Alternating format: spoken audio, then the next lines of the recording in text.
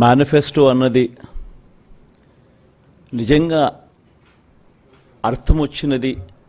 Manifesto అంటే ఎంత పవిత్రమైన గ్రంథము, దానికి ఉండాల్సినంత ప్రాధాన్యత ఎప్పుడొచ్చింది అంటే అది కేవలం ఈ 5 సంవత్సరాల్లో, ఈ 58 నెలల కాలంలోనే అని కూడా చెప్పడానికి నిజంగా చాలా గర్వపడతా ఉన్నా.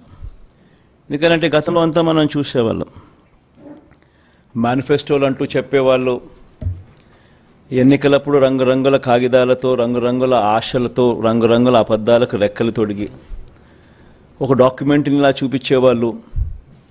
ఎన్నికలు అయిపోయిన తర్వాత ఆ డాక్యుమెంట్ ఎక్కడుంది అని ఎవరైనా వెతికినా కూడా కనపడని పరిస్థితి. ఎన్నికలు అయిపోయిన తర్వాత ఆ మేనిఫెస్టో డాక్యుమెంట్ ఎక్కడ దొరుకుతుంది అని అంటే చెత్తబుట్టులో కూడా దొరకని అద్వానమైన పరిస్థితులు మనమంతా చూసాం.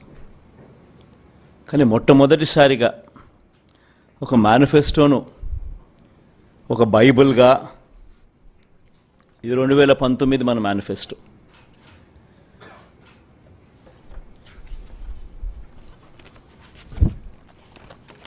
ఈ మాదిరిగా ఇచ్చిన ఈ మేనిఫెస్టోను ఒక బైబిల్గా, ఒక ఖురాన్గా, ఒక భగవద్గీతగా దీన్ని భావిస్తూ